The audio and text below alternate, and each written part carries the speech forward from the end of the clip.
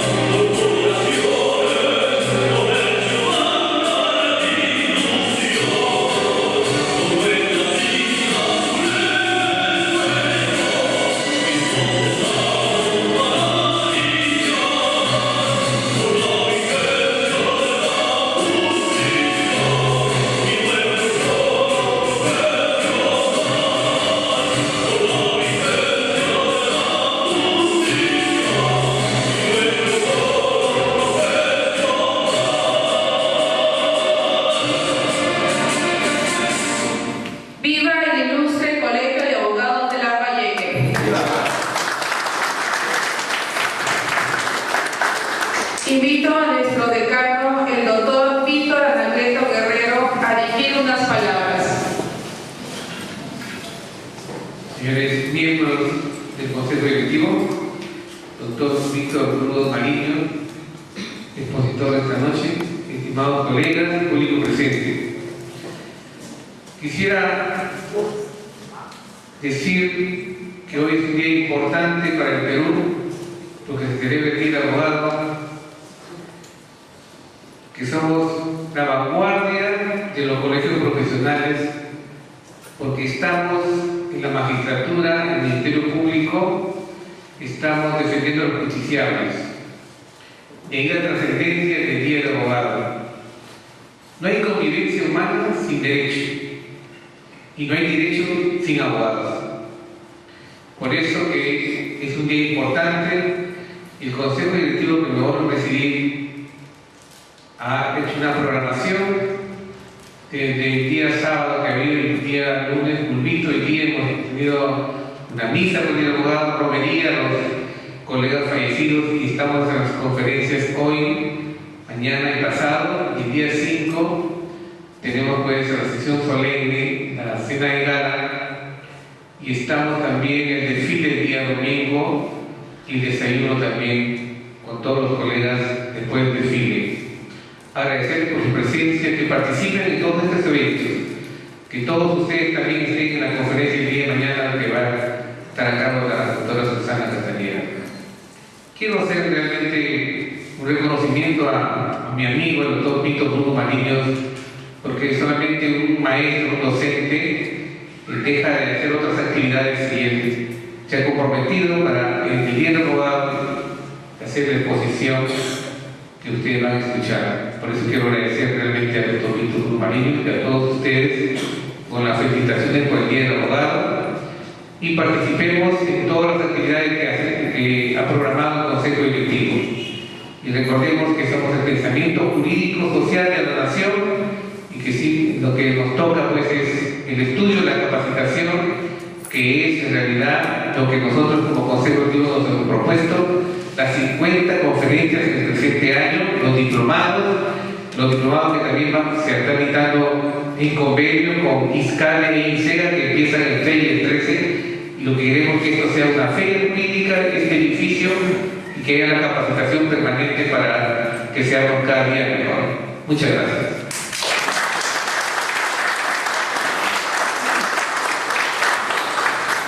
Se da lectura a la hoja de vida del doctor Víctor Hugo Mariños, doctor en Derecho, docente de la Academia de la Magistratura, docente de la Facultad de Derecho de la Universidad Nacional de Trujillo, presidente de la Segunda Sala Penal de Apelaciones de la Corte Superior de Justicia de la Libertad. A continuación, se le invita al doctor Víctor Hugo Mariños para que inserte su exponencia en el tema Los retos de la defensa en los procesos orales.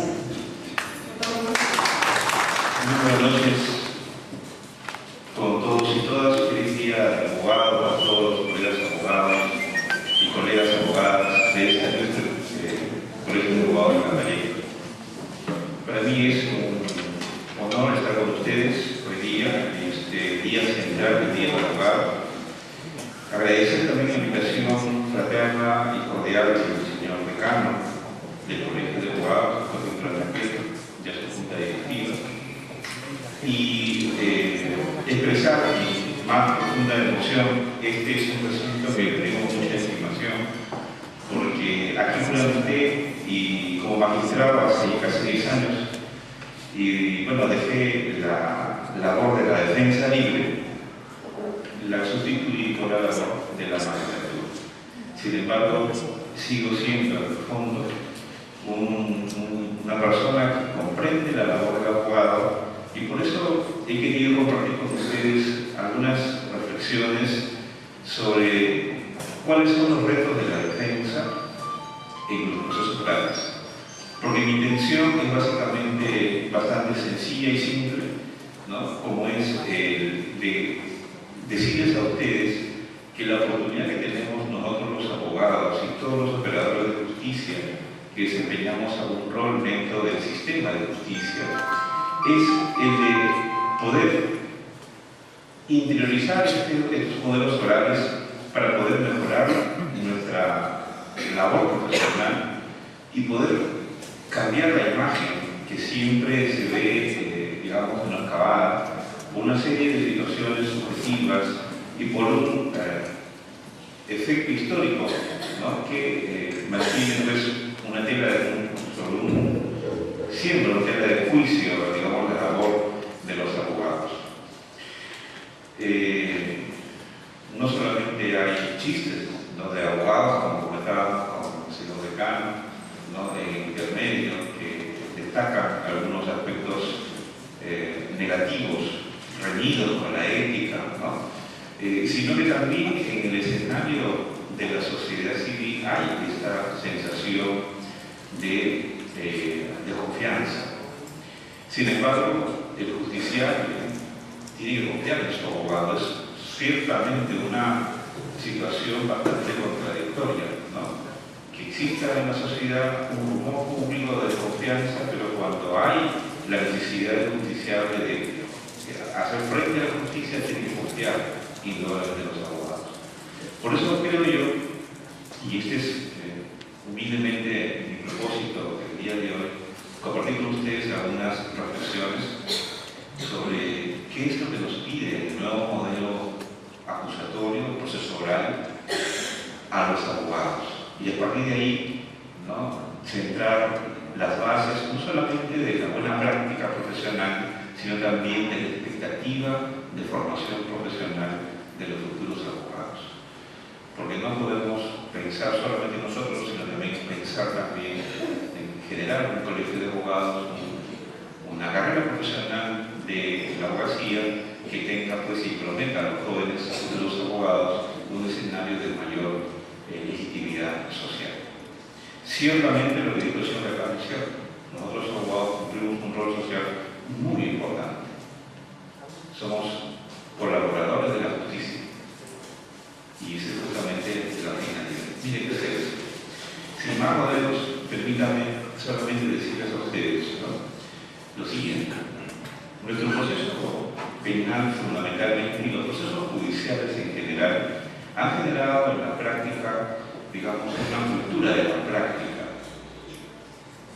Una cultura de la práctica legal, jurisprudencial, práctica forense, en donde los abogados trasladan sus conocimientos adquiridos en las universidades para poder contribuir a la solución de un caso. Pero depende de los tipos de modelos judiciales para poder darnos cuenta de cuál es el sentido y la utilidad que aporta el abogado a través de sus conocimientos jurídicos para la solución de conflictos. Hay modelos procesales en donde no se puede apreciar con claridad qué es lo que hizo el abogado para ganar un caso. Pero hay otros modelos procesales en donde sí se puede apreciar con mucha claridad si el abogado realmente aportó a la solución del caso. Y ahí nace justamente la motivación de este breve discurso que, en homenaje a ustedes, me he permitido, me voy a permitir hacer nuevamente con toda humildad y con todo respeto a los colegas abogados. Porque lo hago pensando no solamente en mi condición de magistrado, sino fundamentalmente en mi condición de abogado. Yo también me incluyo en estas exigencias que trae el nuevo modelo. Sin más preámbulos, vamos a pasar, ¿no?, para hacer un punto de partida desde la perspectiva constitucional de un proceso judicial. Todos sabemos que el escenario donde se tutela la garantía del debido proceso es dentro de un proceso judicial, ¿correcto? Muy bien. Y esto es, sin duda alguna, un fundamento no solamente de tipo constitucional, vinculado a los derechos fundamentales de la persona, sino que también tiene una raigambre hacia una jurisprudencia, hacia una legislación supranacional que también compromete a los estados democráticos en procura de instalar y construir al interno de cada nación procesos judiciales respetuosos del debido proceso. Yo quiero llamar la atención a un componente, porque es este componente lo que nos va a permitir hacer las reflexiones en los temas de fondo que voy a tocar. Ese componente es la audiencia previa. Miren ustedes, el Estado ni nadie puede castigar a una persona si no le hace previamente un juicio previo.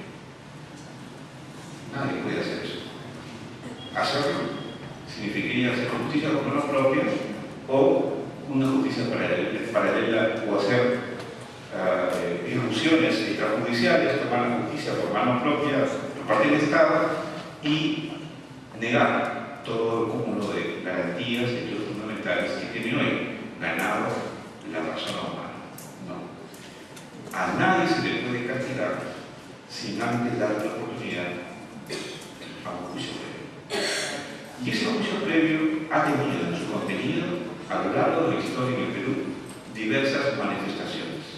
Procesos instructorios, ¿no?, proceso mixto, proceso sumario, proceso ordinario, etc.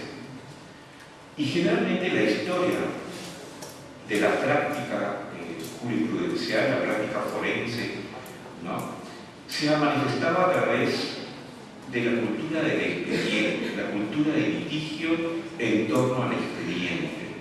Y por años nosotros hemos tenido como contenido del juicio previo la cultura, podemos decir nosotros, al expediente, ¿no? Como el eje central donde se acumulaba, se concentraba todo el conocimiento, toda la información, del cual se valía el juez luego para tomar la decisión que correspondía. Entonces, cuando viene la reforma de los procesos escritos, más allá de todos los cuestionamientos que todos sabemos contra los procesos escritos, el Estado peruano propone a la sociedad peruana reformar la justicia penal, sustituyendo los procesos escritos por los procesos orales. Y eso trae consigo un cambio en el contenido del juicio previo. El juicio previo ya no es más expresado a través de un expediente judicial con todas sus prácticas procesales por ellas generadas, sino que ahora se convierte en una audiencia previa.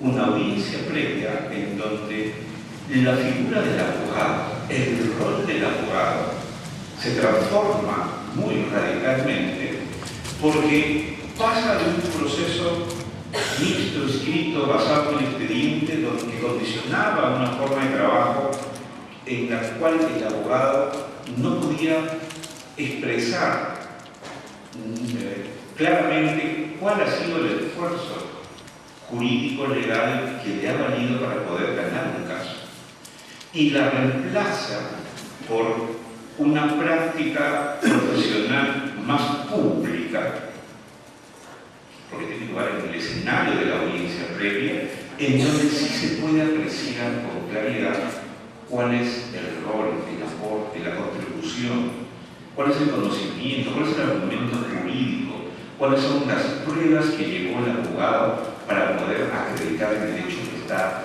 invocando a favor del patrocinado.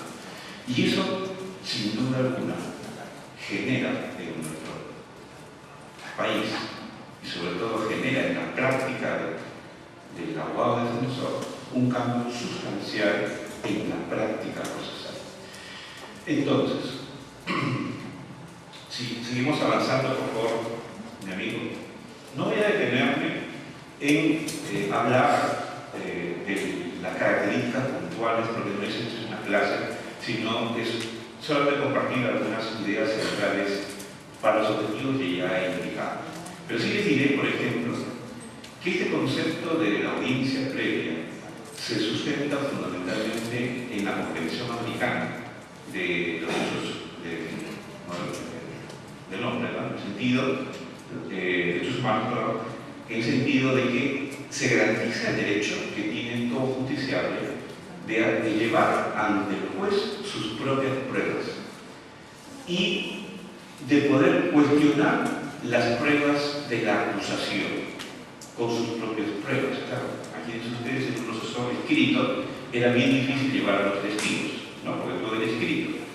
En cambio, a través de esta legislación supranacional, siga pasando por favor, ¿no? Se instituye, o se instala una serie de criterios rectores, principios, reglas, ¿no? Que permiten contribuir a la regulación de un debido proceso, de un juicio previo basado en un sistema de audiencia. Y esto es importante porque en el Perú, de acuerdo a las reglas del nuevo Código Procesal Penal, partiendo de la Constitución, ¿no? Y nuestro título preliminar, nos vincula fuertemente a nosotros, ¿no? El de aplicar no solamente al caso concreto como abogado, invocar no solamente la ley, sino también la norma constitucional y también la norma supranacional. Hoy tenemos, desde hace ya pocos años atrás, ¿no? Por medio de una sentencia vinculante de la Corte Interamericana de Derechos Humanos, la posibilidad de cuestionar o de exigir, mejor dicho así, a los jueces de la jurisdicción ordinaria para que ellos ejerzan un control difuso de la convencionalidad y a través de sus decisiones puedan inaplicar no solamente leyes, sino incluso también normas contenidas en la propia Constitución, pero que conectadas con la legislación supranacional, las últimas aparecen como que son normas que prevalecen. Acá ustedes tienen, por ejemplo, un caso paradigmático, que es un caso con su alcalde, el alcalde que no es muy conocido a nivel nacional, el problema que tiene. Sin embargo, ¿no? Vean ustedes que ese caso ya tiene una sentencia en la Corte Interamericana, es decir, la condena de absuelto. La Corte Interamericana ha condenado al Estado argentino por haber condenado a una persona que había sido absuelta en primer grado y condenada en segundo grado. Y hay todo un debate al respecto. Entonces, la audiencia, como nuevo contenido del debido proceso, tiene su manifestación central a nivel de juzgamiento oral. Pero no solamente la recurso oral, sino que toda decisión importante, trascendente en el proceso penal peruano, tiene que resolverse previa audiencia. Toda. No hay posibilidad de que una decisión trascendente no sea resuelta por el sin audiencia. No. Nosotros tenemos, como abogados, el derecho de exigir y también, sin duda, el deber de concurrir a la audiencia que pedimos para poder defender los intereses de nuestros patrocinados. De tal manera, siga por favor. Entonces, lo que más supranacional que mencionaba, siga por favor. Todas ellas nos hablan de audiencias públicas, ¿no? Pase por favor. Pase por favor. Y podríamos afirmar en esta primera parte una primera conclusión preliminar que ustedes la pueden leer perfectamente. ¿Dónde se garantiza mejor el derecho a la libertad del imputado? ¿En un proceso escrito o en un proceso oral? ¿En un expediente o en una audiencia? ¿Dónde creen que se defiende mejor el derecho a la libertad de los imputados? ¿Dónde creen ustedes que se defiende mejor el derecho a la presunción de inocencia? ¿Dónde creen ustedes que se defiende mejor el derecho de las víctimas? Sin duda, queridos amigos, colegas abogados, en una audiencia pública. Por eso es que el Código ha instalado en nuestro proceso penal, como contenido del juicio previo del debido proceso, un derecho que podemos invocar nosotros los abogados, como es el derecho a la audiencia previa. El juez va a resolver un requerimiento fiscal sobre alguna medida cautelar contra mi defendido. Derecho a la audiencia previa. Necesito que se revise esa decisión cautelar. Derecho a la audiencia previa. Que el juez, antes que resuelva el pedido, convoque a la audiencia previa. Y eso tiene, por cierto, como consecuencia, que es uno de los retos, ¿no?, que se imponen al abogado bajo los modelos orales.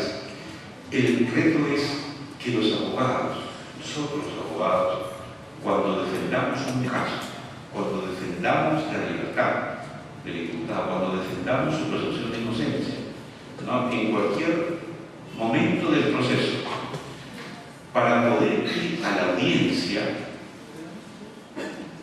tenemos que tener en cuenta, primero, que tenemos un argumento que llevar, que tenemos un hecho que invocar y que tenemos cómo demostrar lo que vamos a invocar. Es decir, lo que en el viejo sistema, en los procesos escritos, era hacer el escrito con el argumento jurídico del abogado, que luego terminaba esta labor presentándose el escrito al juzgado, y de ahí no se sabía qué pasaba o no había una relación directa. En el nuevo modelo, en los procesos orales, tenemos el compromiso doble, no solamente de hacer buenas argumentaciones escritas, ¿no?, sino que también tenemos la obligación, y este es el reto, ¿no?, de saber demostrar que nuestro argumento escrito en el papel es un argumento creíble y demostrable. Y eso nos impone, colegas, la obligación de demostrar aquello que afirmamos. Tenemos un doble trabajo: argumentación jurídica, que aporta la solución del caso en teoría, pero además la obligación de llevar esa solución teórica a la realidad, para demostrarle al juez y sobre todo demostrar a mi defendido que este argumento por el cual me he convencido para que sea yo su abogado es el argumento que también me va a servir para demostrar al juez que en efecto el patrocinado tiene la razón.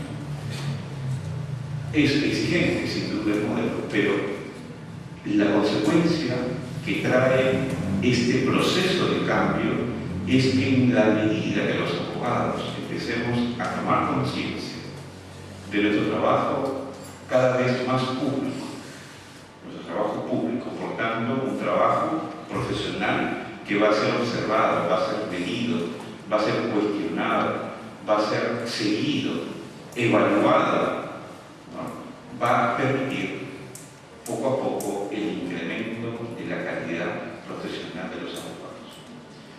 Pero no solamente eso, sino que el principio de lealtad que tenemos y el hecho de defender las causas justas, como dicen los mandamientos del abogado, nace justamente en eso, ¿no?, de poder decirle a mi patrocinado: con este argumento te voy a resolver tu caso. Si le convenzo al juez, ganamos. Y eso también condiciona, ¿no?, una práctica, ¿no?, de mucha mayor lealtad hacia el abogado y de mucho mayor profesionalismo. Vean ustedes que la relación entre mayor profesionalidad del abogado va de la mano con su mayor prestigio como tal y va de la mano con una mayor lealtad, ¿no?, profesional hacia sus defendidos, lo cual termina finalmente de contribuir, ¿no?, muy positivamente, ¿no?, al crecimiento ético, moral, profesional de los abogados y nos empieza a acercar, ¿no?, hacia la sociedad, mostrándonos como profesionales de la vía, confiables, competentes, y eso justamente es la oportunidad que tenemos los abogados de poder utilizar este instrumento nuevo de los procesos orales para poder capitalizar, ¿no?, una mayor legitimación social del abogado. En la medida de que la sociedad observe con claridad que los abogados, en efecto, trabajan públicamente y demuestran sus competencias, ¿no?, con bastante profesionalidad, entonces vamos a ir cimentando una nueva sociedad y una nueva, ¿no?, visión, ¿no?, y un mayor respeto hacia la profesión de los abogados en general. Por eso que cuando nosotros defendemos el derecho a la defensa del imputado, no solamente es encontrar con un abogado defensor, sino, mis amigos, es el de reclamar, exigir el derecho a la previa audiencia. ¿Por qué? Porque en la audiencia defiendo mejor los intereses de mis patrocinados. ¿Correcto? Pasa, por favor. Los procesos orales también han cambiado los despachos. Y es importante, por ejemplo, que nosotros los abogados conozcamos también cómo que funciona el despacho, ¿no? Ya no funciona como antes, ¿no?, donde había que ir, ¿no?, a los secretarios del juzgado, buscar los expedientes, ¿no? O sea, ha cambiado la historia totalmente, ¿no? Como el modelo procesal se sustenta fundamentalmente en audiencias, prácticamente el 90% de las decisiones judiciales se toman en audiencia, las decisiones trascendentes del proceso. Entonces también ha generado pues un cambio en el diseño de los despachos judiciales. Tenemos los abogados el derecho de ir a entrevistarse con los jueces, sí tenemos, pero ya no es necesario ahora entrevistarse con los secretarios. Porque los secretarios ya no manejan el proceso. Antes sí era necesario, porque eran los que manejaban los procesos. Y había que ver si llegó el escrito, si cuándo se mueve el expediente, de un histórico a otro escritorio, etcétera, y tantas cosas, ¿no? Que condicionó esta práctica, ¿no? Del modelo antiguo, ¿no? Ahora tenemos dos escenarios en donde podemos ejercer los abogados la oportunidad de poder dirigirse a los jueces. Una, buscando, digamos, una audiencia en su despacho, ¿no? Y la ley orgánica manda que los jueces puedan entrevistarse, conferenciar, ¿no? Atender al público de los abogados, ¿no? Ese es un escenario, que es un escenario, digamos, más informal, ¿no? Donde hay la oportunidad de escuchar, no de litigar, sino de escuchar y exponer. Y un segundo escenario que genera el nuevo modelo y que en algunas cortes a veces es el único escenario, es el escenario de la audiencia. Digo en algunas cortes porque hay algunas cortes que dicen los jueces no puedo hablar con el abogado antes porque me contamina. ¿Quiere hablar? Como el juez del caso, que lo hable la audiencia. Y así pasa a veces, ¿no? Entonces, a veces nosotros contamos, ¿no? Con un único escenario para poder dirigirnos a los jueces. Y ese escenario es el escenario de la audiencia. Pasa, por favor. Pasa. Pasa. Por ejemplo, dos temas acá. Si el trabajo es en la audiencia, entonces tengo que llevar mis pruebas, mis argumentos a la audiencia. Eso es lo que tengo que trabajar. Entonces, los jueces trabajan fundamentalmente tomando información de la audiencia. Muy pocos casos.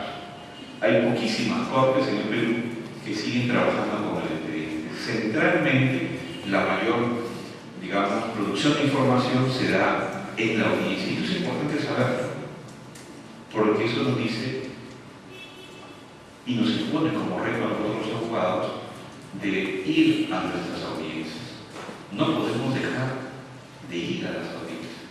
¿Se imaginan ustedes lo que puede pasar cuando uno no va a una audiencia? Cualquiera sea el tema de discusión.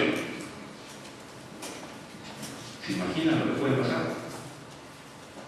Así como les digo que en la audiencia se defiende mejor los derechos del imputado, también la audiencia puede ser para el imputado todo lo contrario. El abogado no va, no justifica, lo subroga y le nombra a un abogado que no conoce el caso. ¿Cómo quedó los derechos del imputado? Afectados, disminuidos. Por eso es que es muy importante asumir este compromiso como reto de acudir a nuestras audiencias. Hay muchas audiencias, el abogado se puede repartir, sí, pero eso justamente motiva a que los abogados empiecen a trabajar, ¿no? De manera asociativa, ¿no? Que es lo que está generando también esta práctica, ¿no? De las audiencias. ¿Cierto? Un abogado puede tener en la mañana 5 o 6 audiencias. Puede programar sus audiencias hora a hora, pero no puede controlar que una audiencia se demore más que la otra y al final a la siguiente ya no puede ir y pierde el caso. Entonces, eso genera la necesidad de tener una visión distinta, ¿no? De cómo afrontar justamente, ¿no? Estos nuevos procesos. Ya no es el expediente, ahora es la audiencia. Y por tanto, eso condiciona para que no solamente haya un cambio del despacho judicial, sino que también exista un cambio del despacho del abogado, ¿no? Una forma de cómo enfrentar, ¿no? El conjunto de procesos judiciales que se le tienen, ¿no? Programados. Pasa, por favor. Miren, por ejemplo, la flecha hacia la derecha es ingresa, por ejemplo, el caso. El caso ingresa, va al centro de atención, luego va bueno, puede ir al juzgado de investigación, al juzgado de juzgamiento, a la sala de apelación, ¿no? A un pool de asistentes que programa la audiencia. Una vez que la programa, la audiencia se hace, ¿no? En la audiencia, las partes litigan,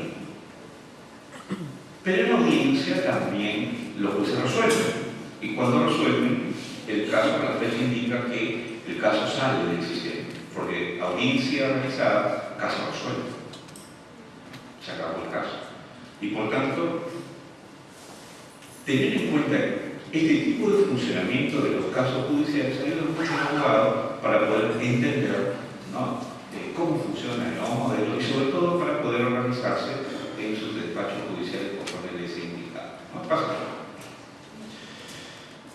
Por ejemplo, una segunda conclusión importante, porque ustedes tienen que saber lo siguiente: en el Perú no se ha modificado la ley orgánica del Poder Judicial, que mantiene todavía los conceptos de secretario de juzgado, relator de sala, ¿no?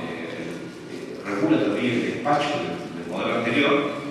Sin embargo, en la práctica nosotros hemos cambiado prácticamente todo el despacho judicial, ¿no? O sea, nos hemos salido de la regulación de la ley orgánica del Poder Judicial.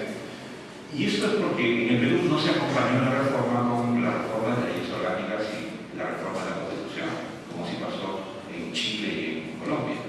Entonces, en el Perú solamente se reformó el Código Procesal. Pero el Código Procesal es una ley ordinaria, no es una ley orgánica. Y si queremos hacer pues, un mecanismo de control de las leyes por su jerarquía, entonces la ley ordinaria tiene más peso que la ley, ¿no? Pero la ley orgánica tiene más peso que la ley ordinaria. Sin embargo, ¿qué es lo que nos ha servido a nosotros para poder generar, digamos, esta idea del nuevo despacho? El argumento que nos ha servido es la audiencia, el valor de la audiencia. El modelo acusatorio es el modelo que mejor responde a las exigencias del debido proceso. Es el que resulta siendo más compatible con la Constitución, con el diseño constitucional del proceso penal que hablaba nuestro maestro Nizar, ¿no?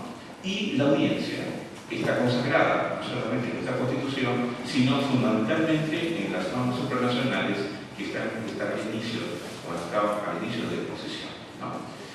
Por consiguiente, siendo la audiencia un escenario que tiene un valor constitucional, entonces esta línea de interpretación para poder consolidar el modelo acusatorio nos ha servido para poder estructurar un diseño de interpretación a nivel nacional como este que tenemos actualmente en casi todas las cortes, ¿no? ¿Y por qué? Porque la audiencia, al ser la expresión natural del modelo acusatorio, y siendo el modelo acusatorio más compatible con la Constitución, la audiencia se convierte, ¿no?, en un valor con jerarquía constitucional. Por eso es que cuando llegó el órgano de control a visitarnos, le explicamos que no estábamos aplicando nosotros la ley orgánica, porque sencillamente aplicábamos nosotros un concepto constitucional de la ley orgánica distinto, ¿no? Este despacho judicial, este nuevo despacho judicial, no solamente condiciona al abogado tener un nuevo despacho de abogado distinto de cómo afrontar sus casos, sino que condiciona al abogado, que es el otro reto, ¿no?, a desarrollar un trabajo más público, pero un trabajo público, donde se puede apreciar por su patrocinado defendido, ¿no?, que en realidad lo está defendiendo, para que no exista, ¿no?, esos cuestionamientos, ¿no?, esas desconfianzas que generalmente existen, ¿no?, y que han sido instaladas por muchos años atrás por el viejo modelo. Pasa, por favor. El abogado en la investigación preparatoria, ¿no?, le genera el proceso oral una serie de posibilidades de actuación. El abogado tiene durante todo el proceso investigativo pues una amplia posibilidad de desarrollo profesional a través de nuevas experiencias y nuevas formas de cómo expresar el derecho a la defensa. Más allá, lejos de aquel viejo concepto o tradicional concepto del derecho de defensa entendida como defensa técnica, ¿no?, como el que el abogado presta la asesoría, el consejo legal, ¿no?, para que declare, lo asesore en cada citación que le haga la autoridad competente. ese concepto tradicional de defensor cambia radicalmente si que nosotros andamos en el conocimiento y sobre todo en la experiencia práctica de cómo debe desarrollar el abogado de hoy el derecho a la defensa en el modelo acusatorio. Y eso porque pasa por favor. Porque, bueno, lástima, no se ve mucho ahí, ¿no? Entonces, ¿por qué razón? Porque ahora los abogados tienen que desarrollar una teoría del caso. La lógica del modelo acusatorio es: le quitamos al juez la función probatoria e instructoria de búsqueda de la verdad y se le entregamos a las partes para que sean ellas las que postulen una teoría del caso al juez y para hacerlo busquen sus pruebas. Claro, el fiscal recibe el encargo y se convierte en director de la investigación. La función del fiscal es demostrar la responsabilidad del acusado, pero para cumplir esa función tiene que buscar pruebas que acrediten dicha responsabilidad. Por eso es que al fiscal se le convierte en director de la investigación, de tal manera que la vieja función judicial de instrucción ahora la desarrolla la fiscalía. Pero como el juez no puede condenar a una persona solo en base a las pruebas de la fiscalía, se hace necesario que el defensor, por obviamente el derecho a la defensa, ¿no?, también pueda el defensor tener la oportunidad, ¿no?, de cuestionar la prueba incriminatoria, la prueba de la fiscalía. ¿Y cómo es que el abogado defensor, cómo es que el imputado puede cuestionar, bajo obviamente las reglas del modelo acusatorio, cómo es que el abogado puede cuestionar la acusación fiscal? Pues lo puede hacer de dos formas. Una, la tradicional, negar, cuestionar, no soy, no, se equivocó, no hay pruebas, el fiscal no tiene pruebas, las pruebas son falsas, son ilegales. Esa es la forma tradicional que nosotros hemos desarrollado, ¿no?, a lo largo de los años en la defensa, ¿no?, de los imputados. Pero la otra, que es la que justamente viene de la mano con la teoría del caso, es que el abogado defensor también puede cuestionar la imputación fiscal a través de una teoría del caso. Es decir, el de llevar ante el juez una tesis de inocencia. ¿Correcto? Claro, dirán, pero ¿acaso el imputado tiene la obligación de probar su inocencia? ¿Acaso el modelo acusatorio no estará vulnerando el derecho de la presunción de inocencia al obligar al defensor a probar la inocencia? Pues, bueno, la respuesta es que esto es lo que nos enseñaban los profesores, nuestros profesores, y lo que estaba por años en la jurisprudencia, donde se señalaba, ¿no?, en los modelos inquisitivos, que no se puede obligar al acusado a probar su inocencia, pues nos generó a nosotros, ¿no?, a los abogados en general, nos generó, ¿no?, una errada concepción de lo que significa en realidad la presunción de inocencia. ¿Por qué razón? Porque la presunción de inocencia establece que no se puede condenar a una persona. Mejor dicho, para poder condenar a una persona es necesario que se tenga pruebas suficientes que acrediten la responsabilidad. Entonces yo les pregunto, ¿dónde creen ustedes que tiene realmente importancia defender la presunción de inocencia? De manera abstracta, diciendo que no tenemos por qué probar con la inocencia, o llevando al juicio, llevándole al juez como defensor pruebas acerca de una teoría del caso, acerca de una tesis de inocencia para que el juez las pueda contradecir con las pruebas de la Fiscalía. Miren ustedes lo que ha pasado en nuestro viejo sistema mixto inquisitivo. Por efecto de esta concepción y esta teorización de la presunción de inocencia, los abogados no tuvimos la oportunidad de desarrollar prácticas investigatorias. Nos limitábamos a hacer una defensa de foro, ¿no?, de tribunal, acompañamiento, nada más. Y cuando llegaba el momento donde realmente teníamos que defender la presunción de inocencia, nos limitábamos únicamente a cuestionar las pruebas, discutirlas, oponernos, pero no llevábamos una teoría del caso, no llevábamos una verdad. Y finalmente el juez, cuando valoraba la prueba, tenía al frente únicamente las pruebas que la Fiscalía le aportaba. Entonces, hoy por hoy, los tribunales acusatorios presentan como un nuevo reto del defensor, ¿no?, un nuevo reto del defensor, y que el defensor construya un caso, ¿okay?, y que busque sus pruebas para poder acreditar su verdad. En un caso que siempre lo comento, ¿no?, un fiscal va al juez y dice: señor juez, voy a demostrarle a usted que el acusado aquí presente con un arma de fuego le quitó el arma a la víctima y le disparó 2 tiros y lo mató. Esto, señor juez, es un homicidio simple y voy a solicitar que le condene al acusado a 10 años de pena privativa de libertad. Es lo que dice el fiscal, eso es su historia. Pero el defensor viene y dice: señor juez, yo voy a demostrar que el agraviado llegó a la reunión familiar en estado etílico, portando armas, se puso malcriado, sacó su arma, empezó a disparar.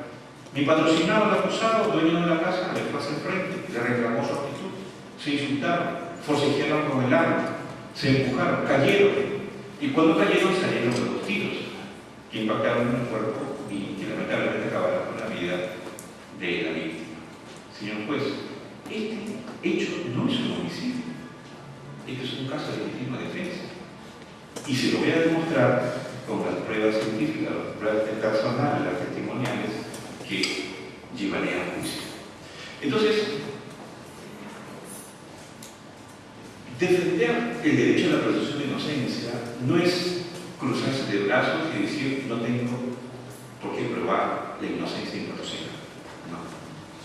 Defender la presunción de inocencia bajo los términos del modo acusatorio es llevarle al juez pruebas que sustenten una teoría del caso del defensor y que sean capaces de cuestionar a las pruebas de la Fiscalía. Eso es generar, ¿no?, en efecto, una defensa real, verdadera, material, del derecho a la presunción de inocencia. Es como, por ejemplo, debatimos nosotros en las audiencias de prisiones preventivas. ¿Qué hacen los defensores? También defendemos no solamente la libertad de nuestro patrocinado, sino que también defendemos la presunción de inocencia, porque debemos ser guardianes, ¿no?, y defensores de que la prisión preventiva no sea utilizada, ¿no?, como una pena anticipada. Para eso tenemos que demostrar que la razón de peso por la cual un juez impone una medida cautelar de prisión preventiva se sustente en un real y probado peligro procesal. No en que la pena es grave, el delito es grave y por eso hay que estar preso. Por eso también tenemos que... Y para eso los abogados tenemos que llevar a la audiencia de prisión preventiva elementos de convicción. No podemos cruzarnos de brazos e ir solamente a decir: no estoy de acuerdo, objeto, cuestiono, eso no es. Ya ahora una defensa que exige el modelo acusatorio, nos exige una mayor actividad. Pasa, por favor. Perdón, regresa. Por eso es importante que los abogados, al inicio del caso, cuando tomemos la consulta, definamos: ¿tenemos un caso para litigar o no tenemos un caso para litigar? ¿Tenemos o no? No siempre los abogados tenemos un caso para litigar. Bueno, fuese porque en todos los casos fuesen defendibles, no siempre es así, ¿no? Hay casos, por ejemplo, en los casos de la flagrancia, los casos de delitos que se materializan por el solo hecho de hacer la conducta, se lo actividad, ¿no? Los delitos de omisión propia, que cuando se exige no cumple y se materialización del delito, que no deja mucho margen en realidad para desarrollar una tesis de inocencia. Por eso pasa, por favor. Cuando no tenemos un caso para litigar, entonces nuestra obligación debe ser, ¿no?, aconsejar al imputado a que pueda acogerse a cualquier, ¿no?, de las salidas alternativas, ¿no?, previstas por el Código Procesal Penal. Porque no hay que perder de vista que la Fiscalía, cuando acusa, siempre acusa con la pena intermedia. Es decir, si es un caso de robo agravado, de 12 a 20, pena intermedia 15 o 16. Pero cuando vamos a una terminación anticipada, ¿no?, puede ser menos de 12, ¿no?, 10 años o de menos, ¿no? Por eso es que es importante tomar esto, y esto tiene que ver con una conducta profesional que se enlaza con los retos anteriores que he mencionado. Pasa, por favor. Pasa, por favor. Por eso, una tercera conclusión, y que también implica un nuevo reto de los abogados, es que cuando el abogado empieza a trabajar bajo la regla del modelo acusatorio y se ve determinado, se ve impulsado, se ve orientado a desarrollar una teoría de caso, entonces ello hace que el abogado se convierta, ¿no?, en un buscador de la verdad, ¿no? Si estuviésemos en la maestría o en el doctorado, multas, ¿no?, por interrumpir la clase. Bueno. Les decía que cuando el abogado empieza a vincularse con mayor intensidad en la defensa de la presunción de inocencia, empieza a comprender que su tarea no solamente es negar o cuestionar la acusación, sino el de poder construir su propia tesis de defensa, ¿no?, para lo cual tiene que buscar sus pruebas, tiene que decidir si tiene una solución jurídica que sea demostrable, ¿no? Entonces se convierte el abogado en un buscador de la verdad, porque a la audiencia pública el abogado no puede llevar una mentira, no puede llevar una falsedad, tiene que llevar una verdad, la verdad de la inocencia, de la no responsabilidad o de una responsabilidad penal menor. No puede llevar falsedad, porque no se puede demostrar la falsedad. ¿Cómo se podría demostrar la falsedad? Con pruebas falsas. Pero hay el abogado que se atreva, ¿no?, o que tenga la temeridad de llevar pruebas falsas de una tesis falsa. Porque no solamente se debe enfrentar al juez, sino que se debe enfrentar a la otra parte. Y la otra parte no se va a quedar contenta, va a buscar información. ¿Cómo se trabaja? Cuando el abogado, asumiendo este nuevo reto de convertirse en buscador de la verdad, ¿no?, es que el abogado tiene que desarrollar en su práctica profesional una labor paralela, no solamente jurídica, jurídico-penal o legal, de gabinete, ¿no?, que obviamente por descontado la debe tener, sino que tiene que desarrollar en el campo, en la realidad, ¿no?, una actividad dedicada a la búsqueda de pruebas. Porque el abogado, cuando decide, cuando analiza el caso, cuando diagnostica el caso del inicio y dice: sí tengo un caso para litigar. ¿Por qué? Porque en este caso tengo una solución jurídica. Mi tesis de inocencia se va a sustentar en argumentar legítima defensa. Por tanto, esta solución jurídica que tengo no es solo una solución jurídica teórica, sino es una solución jurídica que tiene ciertamente bases científicas y teóricas, porque nace, ¿no?, del conocimiento del derecho penal y de la regla de imputación, sino que también la conecto con la otra variante, el otro reto que hablábamos, es decir, la posibilidad de que esa solución jurídica sea demostrable en la audiencia pública. Y para que sea demostrable en la audiencia pública, debo contar con pruebas que demuestren la validez de mi solución jurídica. De tal manera que si yo califico que tengo una solución jurídica, mi siguiente paso es preguntarme: ¿y puedo demostrar esta solución jurídica? Si es que el profesional es honesto, competente, serio, profesional, responderá con objetividad. No puedo. Y si no puedo probarlo, tampoco tengo caso. Pero si es que mi respuesta es que sí puedo demostrar, en mi siguiente pregunta será: ¿y tengo con qué hacerlo? Mi respuesta será: ¿tengo o no lo tengo? Si no lo tengo, puedo buscarlos. ¿Correcto? Y acá nace este otro escenario nuevo, inédito para los abogados en el Perú, de generar, además de una práctica jurídica forense, una práctica abocada a la investigación y a la búsqueda de fuentes de prueba.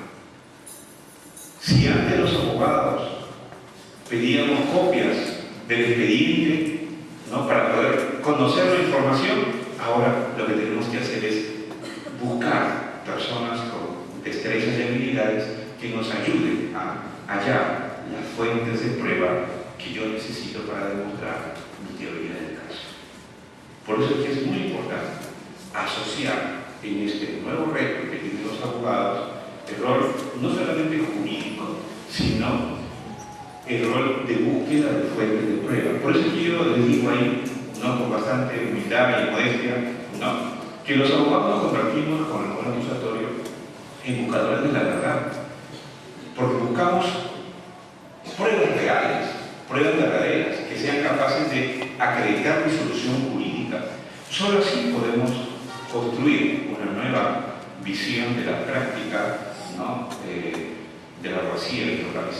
Y eso porque el Código Procesal, a través de la audiencia, hace que los abogados empecemos a trabajar más públicamente, sujetos a control público y por tanto riguroso y exigente. Pasa, por favor. Para terminar, estimados colegas, diremos que en el juicio oral, que es la etapa principal, ¿no?, donde cuando estudiantes siempre nos imaginábamos un tribunal defendiendo a los juzgados, ¿no?, es justamente el escenario principal donde toda la aspiración que tenemos como abogados, ¿no?, de defender la libertad, ¿no?, y preservar la presunción de inocencia se plasma y que tiene que tener una respuesta, ¿no? Juicio oral. Pasa, por favor. Y el abogado en juicio oral es un abogado distinto al viejo modelo. ¿Por qué? Pues porque va a ingresar al juicio oral para defender su teoría del caso. Y sabe el abogado que si tiene éxito puede lograr la absolución de su patrocinio. Por eso tiene que ponerle mucho entusiasmo, concentración, ¿no?, a esto que se ha venido a denominar el desarrollo y la aplicación de las técnicas de verificación en el juicio oral, que son justamente técnicas que nacen a partir de la teoría del caso. Y que en el juicio oral el propósito es, pues, demostrar la validez de la teoría del caso. Rapidito. En la etapa intermedia, antes del juicio, concluyó la investigación. El plazo de investigación no solamente es para verificar sus pruebas, sino también para que los abogados también busquemos las pruebas, por si acaso. El plazo no es solamente de verificar, el plazo no solamente le pertenece al fiscal. De tal manera que si el fiscal cierra su plazo y cierra anticipadamente su investigación, porque él ya consiguió su prueba, no lo puede hacer sin que nosotros como abogados nos oponemos. Porque el plazo legal de la investigación también tiene que servir para que los abogados puedan tener el plazo legal para buscar sus fuentes de prueba. ¿Ok? Nos oponemos.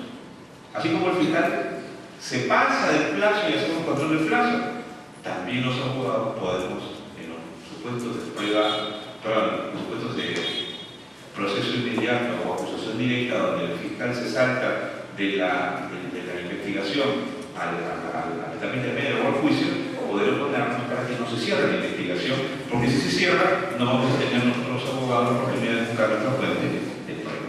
No, también podemos ir en busca de hipoteca juez para defender. Pero bien, en la etapa intermedia, tanto el fiscal como el abogado han concluido su proceso de búsqueda de pruebas y se ha cerrado la investigación, y cada una de las partes ha definido su teoría del caso. Y la han definido de tal manera en que cada una de ellas, tanto la fiscalía como la defensa, le propone al juez de la etapa intermedia, le admitan pruebas con las cuales, según cada una de las partes, van a demostrar su caso en juicio.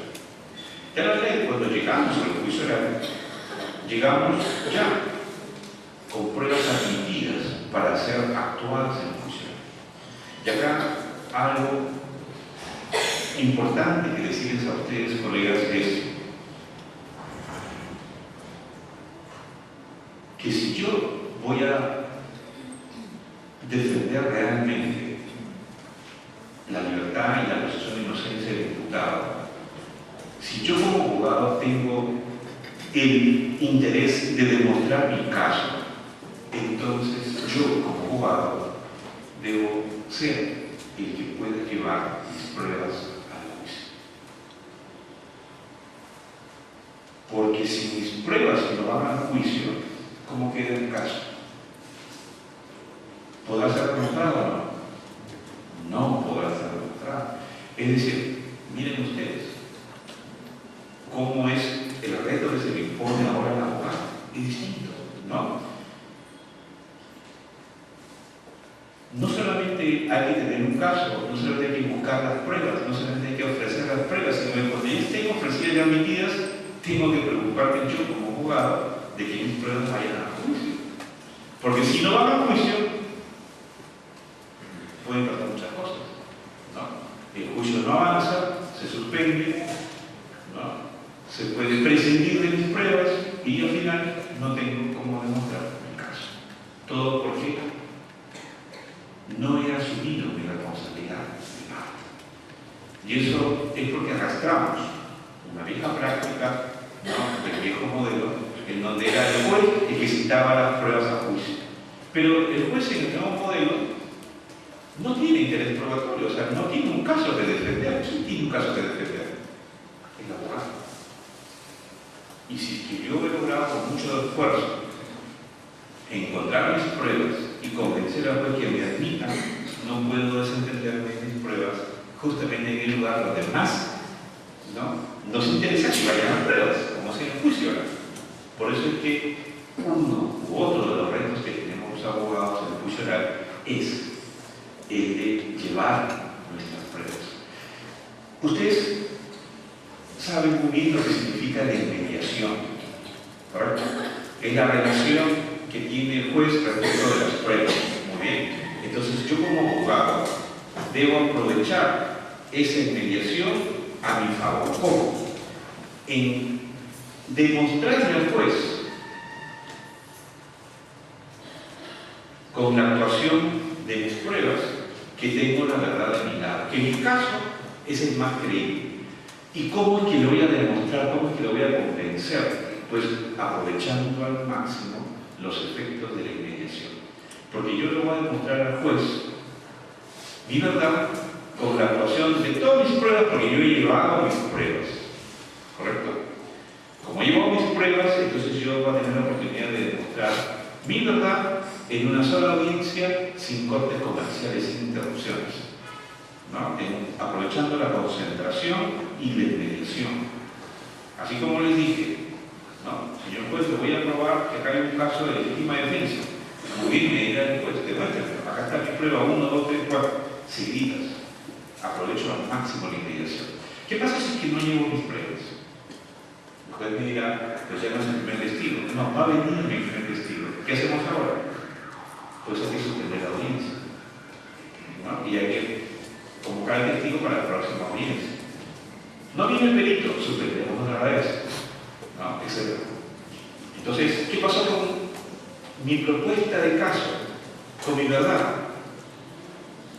Se ve partida, ¿no? por la suspensión de las audiencias. Por eso es que, en este punto, siendo la obligación de los abogados defender con mayor firmeza la presunción de inocencia en el lugar que realmente importa, como se nos pusiera, llevando un buen caso, eso se complementa con el asumir, ¿no?, el reto de llevar nuestras pruebas desde casa. Que el fiscal se cuide, pues, ¿no? El fiscal no tenga ese, pero el abogado que realmente va a defender su caso tiene la obligación, ¿no?, de llevar sus pruebas. Porque no solamente es una obligación profesional a favor de, digamos, de reconocer el abogado, sino que eso contribuye, ¿no?, a defender este derecho, por tanto, ¿no?, cada vez mencionado a día de hoy como es la presunción de inocencia. Ahí es donde realmente interesa e importa defender la presunción de inocencia.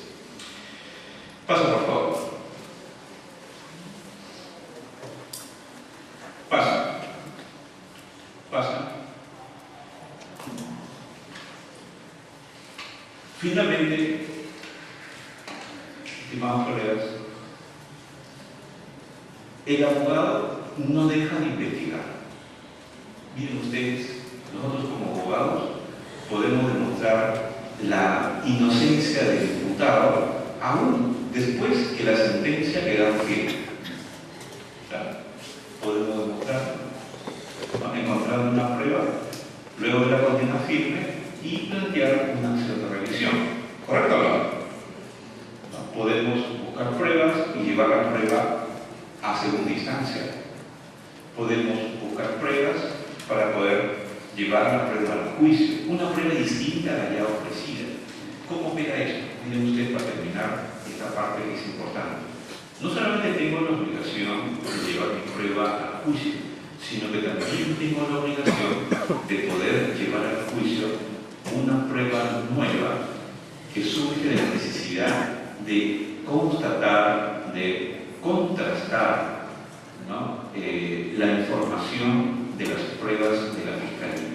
Como recién en juicio he sabido yo cuáles son las pruebas que la Fiscalía va a actuar en juicio, ¿no?, me conviene, a mí me interesa sobremanera buscar información acerca de las pruebas de la Fiscalía. Como son pruebas que se aparecen después, las puedo llevar a juicio, por eso está validado como nueva prueba, la puedo incorporar. Entonces, cuando yo desarrolle esa práctica investigatoria complementaria para cuestionar la prueba de la Fiscalía, entonces vamos a tener, pues, una nueva, ¿no?, visión del abogado, una nueva forma de defender, ¿no?, una forma que no solamente va a cuestionar la prueba de la Fiscalía, sino que también va a poder demostrar su propia teoría del caso, su verdad.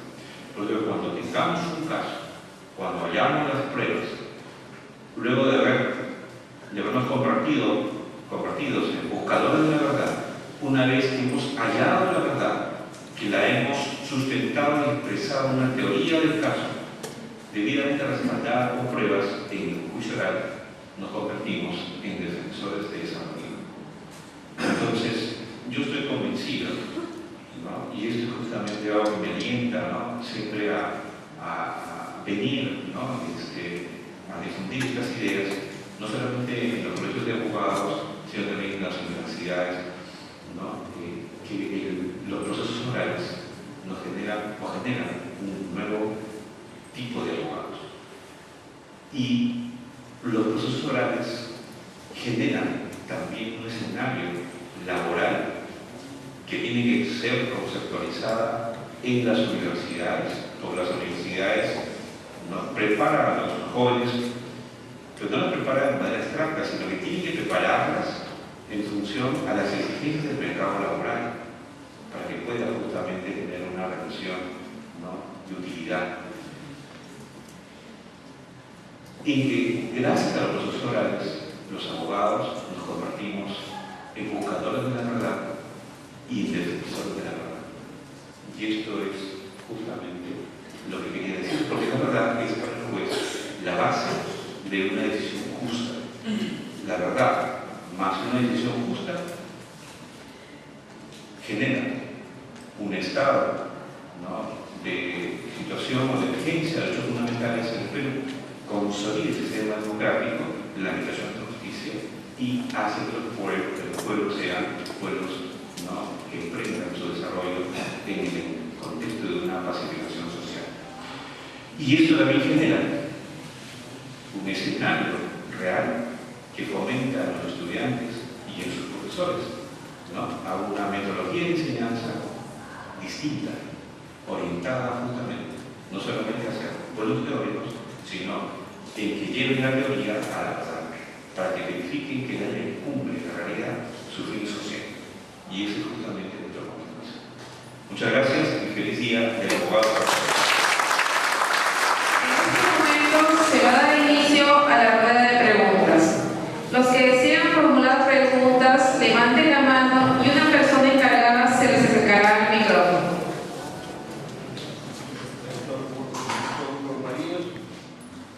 Mi excelente profesor en doctorado, no es un atrevimiento hacia el recurso, es siempre hacer saber, y por eso que voy a formular una pregunta, es una inquietud de la simple verdad a la que usted ha mencionado de una forma reiterada en el discurso de su exposición, era porque yo no escuchar la verdad.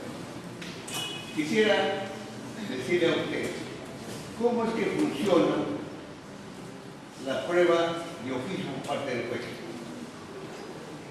Vemos que, si bien es verdad, la ley en una forma muy velada dice que el juez no debe sustituirse a las partes en los procedimientos, pero sin embargo, está por encima de todo llegar a la verdad. Y al juez le toca un fin primordial y llegar a la verdad. Porque si no, prácticamente en una sociedad, en un estado de derecho, si bien es verdad, democrático y social, sin embargo, los abogados no estamos debidamente preparados para llegar justamente a ese estado de la verdad. ¿Cómo ve usted la prueba de oficio en este sistema? Bien, bueno, eso primero, el abogado que no está preparado tiene que prepararse, ¿no?, en lugar. Para eso,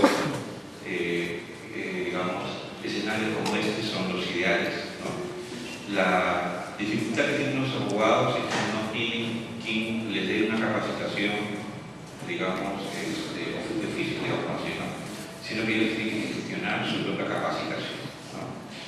Y yo creo que el intercambio de experiencias en los colegios profesionales que tienen una mayor, digamos, inclinación por la reforma, como por ejemplo en la Libertad, Arequipa, ¿no?, Cusco, que tienen, pues, digamos, ya una adhesión de los colegios profesionales hacia la reforma procesal, han hecho cursos de capacitación, pasantías, ¿no?, etc., ¿no? Entonces, yo creo que hay que generar los escenarios de la capacitación.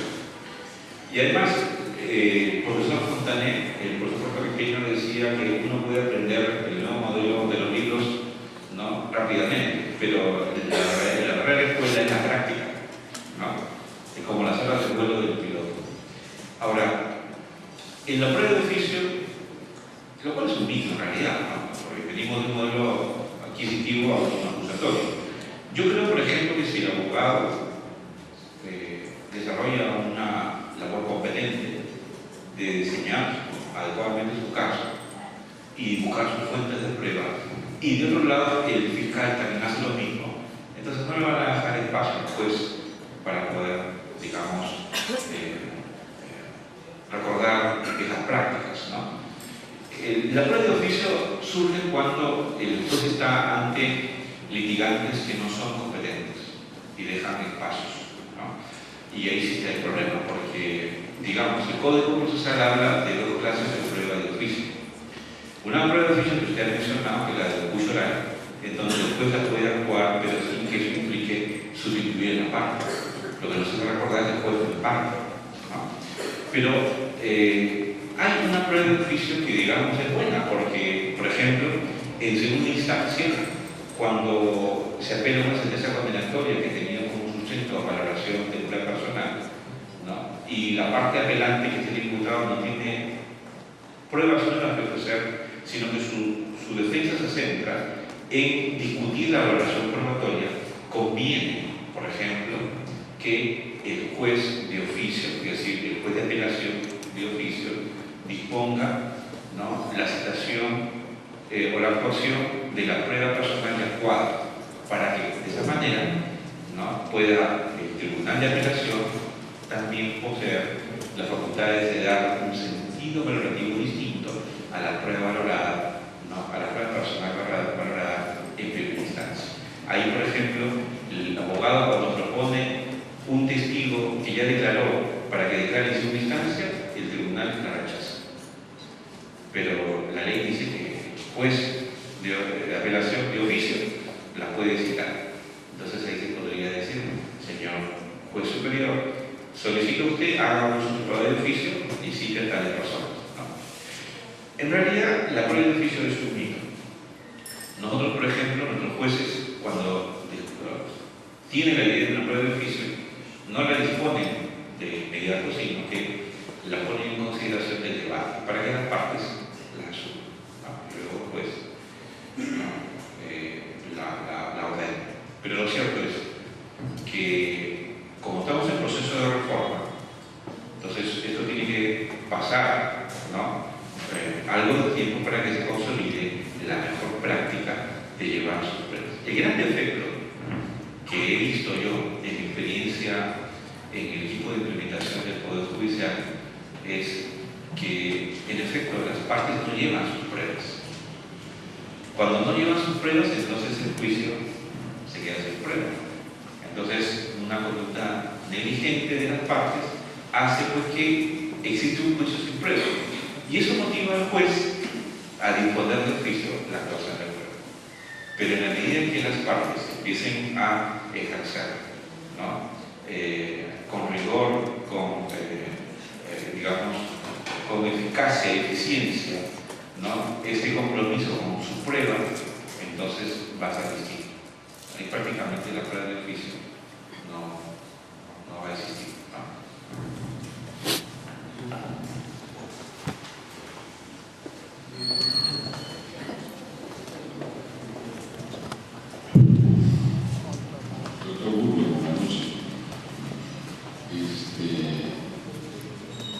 Usted estaba diciendo que antes la investigación hacía el juez y que ahora la hace el fiscal. Yo no lo quiero contradecir, pero inmensa cantidad de tesis que se han hecho, no en base a libros, sino en base a lectura de expedientes, demostraban lo contrario, que el juez no investigaba, nunca ha investigado el juez, la investigación hacía la policía. Y el juez repetía lo que hacía la policía, y el tribunal repetía lo que hacía la policía, las mismas conclusiones. Y cuando el expediente iba a la Suprema, recién allí, un juez supremo acucioso veía que todo era un disparate. Y se declaró la nulidad del proceso. Ahora, con el nuevo proceso acusatorio, se dice que el fiscal se investiga. El fiscal no investiga nada. Sigue siendo la policía la que hace todo el trabajo. Bueno, eso es un pequeño comentario. El otro es de la realidad de Trujillo. Ahí lo están acusando a un policía, a un ex policía. Un fiscal lo está acusando, que está pidiendo 30 años de cárcel. Miren cómo está funcionando en Trujillo, donde es la cuna, la Universidad Antiquísima de Trujillo.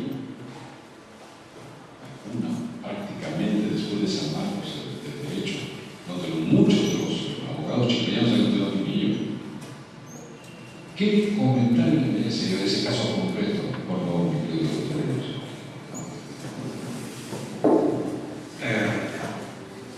Claro, tiene razón en el sentido de la investigación, ¿no? Claro, lo que pasa es que me he referido a los modelos procesales, ¿no? Por ejemplo, el modelo anterior era el modelo del juez investigador. Cierto que en la realidad, digamos, era una investigación burocrática, pero tenía, pues, la facultad de disponer actuación de oficio, buscar. Si lo que estaba en el atestado no era suficiente, pues el juez de oficio, ¿no?, disponía la resolución de pruebas. Como usted muy bien lo dice, ¿no?, lo hacía el propio juez instructor o juez penal, lo hacía la sala superior o lo hacía la Corte Suprema, pero lo cierto es que si faltaba una prueba, ¿no?, y porque aún el juez no encontraba la verdad, las investigaciones, los plazos se seguían ampliando en busca y procurar de hallar o buscar incorporar el proceso de esa prueba, ¿no? Cierto, en San Marcos hay una investigación que la dirigió el doctor Gustavo Pozo.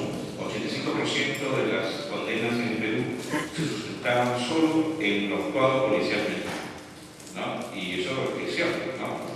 El modelo escrito. Por eso es que cuando el fiscal llegaba al juicio y le decía al juez, al tribunal, quiero que se condene al acusado porque ya está aprobado el atestado policial, ya la policía ya aprobó, decía, ¿no? Y el juez ya aprobó el delito y la responsabilidad penal.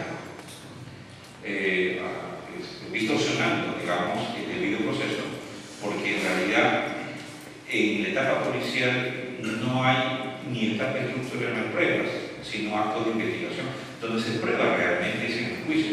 Ahora, cuando los fiscales van al juicio oral, dicen, señor juez, quiero que se condene al acusado porque le voy a demostrar, ¿no?, que hay delito y responsabilidad penal. Es distinto, ¿no? Ahora, la metodología de trabajo. Ciertamente que la Fiscalía, de acuerdo al diseño, tiene que llevar un caso al juicio oral. Para eso tiene que buscar sus pruebas. Para buscar sus pruebas tiene que investigar. Y para investigar, la Fiscalía cuenta con la policía. O sea, no son entes distintos, ¿no? No son funcionarios que tienen competencias y escenarios distintos. La Fiscalía trabaja en binomio, ¿no?, armónico con la policía. Porque la policía se convierte para la Fiscalía en un colaborador fundamental. Sin la policía, la Fiscalía no puede llevar un caso. Así es simple, ¿no? Y ciertamente ha habido roces, ¿no?, entre la policía y la Fiscalía para determinar quién es el que manda la investigación, ¿no? Recuerdo mucho un coronel de la policía en México, cuando fuimos en una capacitación, se quejaba porque un coronel de casi más de 20 años de experiencia, que era Código 2, ¿no?, de la Policía de Investigaciones, ¿no?, como un jovencito con 2 años y medio de derecho de abogado, que estaba de fiscal adjunto en Arequipa, le ordenaba al coronel cómo investigar un caso de robo, ¿no? Y había obviamente una errada concepción, apreciación de la norma procesal, ¿no?, y un mal entendimiento por parte de algunos fiscales de que Dirección de Investigaciones ordenar o mandar a la policía a hacer tal cosa, tal o cual cosa. Lo cierto es que la Fiscalía en el Perú no ha tenido historia de investigación, no ha tenido antecedentes, está aprendiendo, ¿no? Está aprendiendo, y de hecho lo está haciendo, ¿no? Entonces, eso genera espacios, ¿no?, de competencias entre la policía y la Fiscalía, ¿no? Y que, bueno, se están reuniendo paulatinamente en Trujillo en el año 2008 y 2009. Fue dura para la relación entre policía y fiscal, ¿no? Había situaciones recíprocas y había una pelea muy abierta. La sociedad civil se reunió, lo llamó al orden y trabajaron en el Perú de manera inédita un manual operativo policial fiscal para la aplicación del nuevo Código Procesal Penal, que se ha difundido y que ahora está pues en Lima trabajándose de manera más intensa. Entonces, del problema que hubo ya se ha sacado esto como algo provechoso, ¿no? Entonces, por eso, por ejemplo, en el puesto 5 que estábamos en 4 o 5 en el índice de la criminalidad hace 2 años, ahora estamos en el puesto 14, según la última estadística del Ministerio Interior, ¿no? Incluso la Mayeca está antes que nosotros, ¿no? Acá se cometen más delitos que en la libertad. Lo que pasa es que en la libertad, por alguna razón, los delitos que se cometen son más publicitados, ¿no? Sobre el caso que usted comenta, no sé a cuál caso se refiere, pero, o sea, en Trujillo hemos tenido casos de condenas, ¿no?, contra policías por actos de corrupción, abuso de autoridad.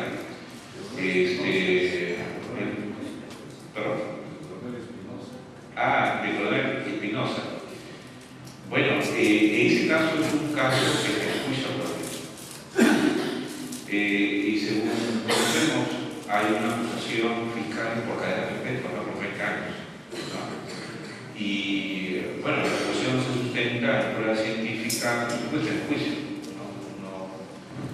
No es un caso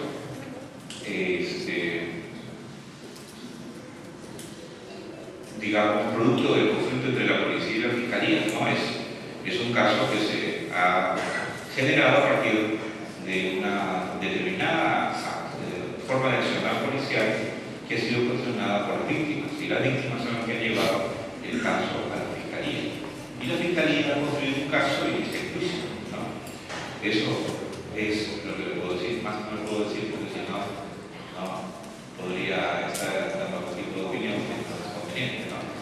Lo cierto es que este el juicio y el mejor escenario para poder controlar la veracidad y la profesionalidad, tanto y sobre todo la validez de la teoría del caso, tanto de la parte imputada como de la parte acusadora, es el juicio. Ahí veremos pues, cómo es que se va a desarrollar, si son pruebas, si hay pruebas para condenar, o si no son suficientes, o si es que en realidad, ¿no? Como es la defensa de los policías, actuaron en cumplimiento del ejercicio, digamos, de una función, de un trabajo, ¿no? Entonces eso se determinará en el juicio. Nada más.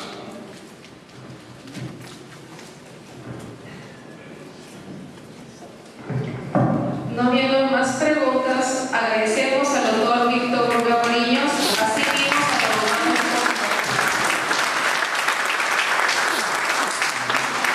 a Estimados colegas, efectivamente el agradecimiento en nombre del Consejo Directivo al docente y magistrado Víctor Burga Moriños por su aporte, por su apoyo a nuestro colegio de abogados.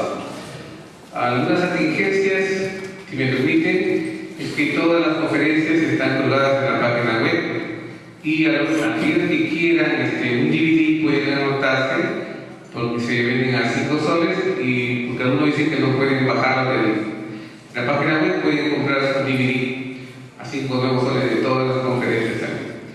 Repetirles que mañana seguimos con la conferencia de Susana Castañeda, el día jueves Víctor Rodríguez Montesa, el día 5 que es la sesión solemne, también hay una conferencia y un poco rompiendo esquemas sobre motivación y comunicación en las relaciones humanas, que está a cargo del psiquiatra el doctor Cruz.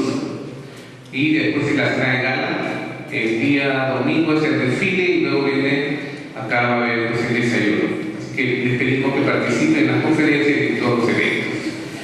Queremos hacer un reconocimiento al doctor Víctor Burga Moriños y vamos a hacer entrega de un pergamino en este momento.